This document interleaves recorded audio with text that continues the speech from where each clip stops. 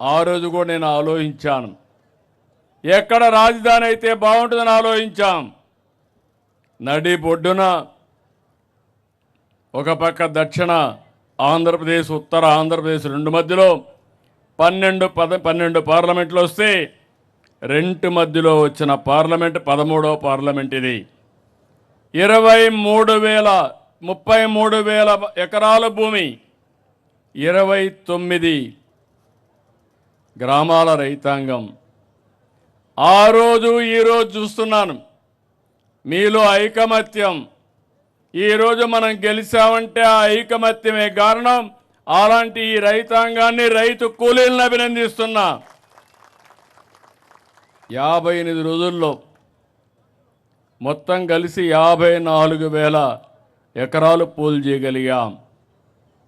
2019 యామారాం, చీకటి రోజులు ప్రారంభమైనాయి. 3 రాజధానులు ఇక్కడిని ప్రజావేదికతో విధ్వంసం ప్రారంభమైంది. మా ఆడబిడ్డలను చూసా. చరిత్రలో వీర వనితల గురించి చదువుకున్నాం కానీ ఒక రాణి రుద్రమదేవిని ఇలాంటి వీర వనితల గురించి చదువుకున్నాం కానీ నిజమైన అమరావతి చరిత్రలో మీ ప్రతాపాన్ని చూపించారు, మీ పట్టుదల చూపించారు. నా జీవితంలో ఎప్పుడూ మర్చిపోలేను. ఎన్ని అవమానాలు పడ్డారు నేను చూశాను మిమ్మల్ని.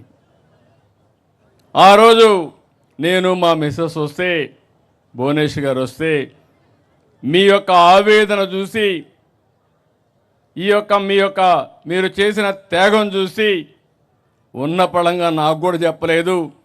2 గాజులుంటే తీసి మీ ఉద్యమానికి సంఘీభావంగా ఇచ్చారు. వారొక్కరే కాదు, చాలామంది ముందుకు వచ్చారు.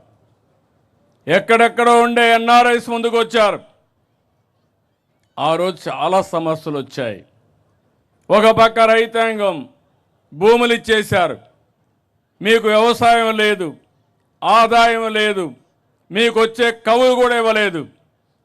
మీరు లీగల్గా పోరాడాలంటే చాలా కష్టం.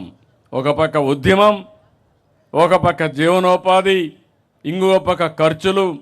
ఇవన్నీ చూసినప్పుడు చాలా బాధేస్తే నా దగ్గర కూడా ఆ రోజు డబ్బులు లేవు.